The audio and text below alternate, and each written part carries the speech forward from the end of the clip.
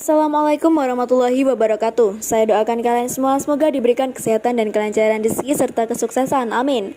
Lagi sekelas informasi yang akan saya sampaikan.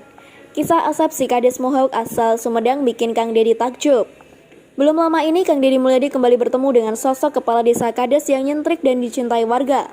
Setelah sebelumnya bertemu dengan Kades bertato asal Banjarnegara, kini giliran Kades Mohawk asal Sumedang. Pria tersebut adalah Asep Sudrajat yang tidak lain Kades Cikaramas, Kecamatan Tanjung Medar, Kabupaten Sumedang, Jawa Barat. Di balik penampilannya yang sangar dan bertubuh gembal, Asep dikenal warga sebagai sosok yang mengayomi. Wah, ini Kades gagah, kalau diwayang seperti Gatot Kaca, ujar Kang Deddy saat pertama kali bertemu dengan Asep. Asep mengisahkan sebelum menjadi Kades ia banyak melakoni pekerjaan lain. Salah satunya adalah menjadi sopir truk perusahaan obat dengan rute Pantura. Di tengah kesibukannya sebagai sopir, Asep mengaku senang membantu warga. Masalah yang paling sering diselesaikan adalah memperjuangkan hak warga miskin yang tidak menerima bantuan. Dari situlah orang mulai banyak mengenal sosoknya. Mohawk mah dari dulu juga gaya rambut juga sudah seperti ini. Pernah botak sebelah pernah. Sekarang pilih gaya begini, Mohawk, katanya. Asep mengisahkan, sebelum menjadi Kades ia banyak melakoni pekerjaan lain. Salah satunya adalah menjadi sopir truk perusahaan obat dengan rute Pantura. Saat disinggung dirinya bisa terpilih sebagai Kades, Asep berseloroh bahwa ia tidak hanya dipilih oleh warga tapi juga makhluk astral. Agak tahu juga kenapa bisa dipilih, mungkin yang pilih saya manusia sama jin, ujar Asep yang membuat Kang Deddy dan warga yang menonton tertawa. Selidik punya selidik, rupanya Asep baru terpilih 5 bulan lalu karena Kades sebelumnya PAW karena kasus perselingkuhan. Akhirnya Asep terpilih oleh para ketua RT dan RW di desa Cikaramas.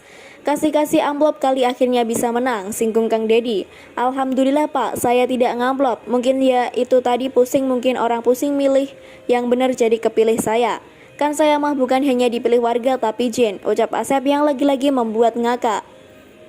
Kang Deddy pun kembali memperhatikan penampilan Asep yang unik. Satu yang membuat Kang Deddy tertarik adalah alis Asep yang juga dicukur. Nah, kalau alis ini waktu pangkas rambut saya ngantuk. Jadi pas menggunting rambut saya begini, kepala mengangguk tertidur. Jadi alis kepotong, kelakar Asep. Selain tampil nyentrik dan garang, rupanya di umur kepemimpinannya yang baru 5 bulan, Asep sudah banyak membuat gebrakan. Seperti membeli ambulans untuk kebutuhan warga, menurutnya selama ini desa belum memiliki kendaraan operasional ambulans. Sementara hampir setiap hari banyak warga yang perlu ke rumah sakit, sedangkan jarak dari desa ke rumah sakit paling dekat sekitar 18 km. Ini jujur-jujuran saya pakai dana BLTDD karena memang sangat butuh dan urgent, jauh dari rumah sakit juga. Dan karena keterbatasan biaya maka ini beli mobil juga sebelah. Tidak ada BPKB, saya berani karena ini untuk kepentingan warga, bukan untuk pribadi, ucapnya. Harus segera diusulkan itu, seharusnya satu desa satu ambulans, karena ambulans desa itu penting, timpal Kang Deddy. Selain ambulans, Asep juga melakukan pendataan ulang kepada warga miskin di desa. Sebab selama ini banyak warga yang berhak justru tak mendapatkan bantuan pemerintah. Sebaliknya, banyak warga yang mampu justru mendapat berbagai bantuan. Jadi sekarang didata ulang karena dulu tidak sempat dimusyawarahkan, kemudian warga zaman dulu itu susah untuk disuruh bikin KTP dan KK. Sekarang saya dorong itu semua, katanya. Kang Deddy mengaku senang bisa bertemu dengan Asep. Asik nih punya Kades kayak gini, nggak formal. Karena Kades itu tidak penting kantor, yang penting setiap hari dia berkeliling ke rumah warga. Kantor desa mah nggak perlu bagus, yang penting rumah warga yang bagus. Jadi tidak perlu harus berpakaian formal, ujarnya.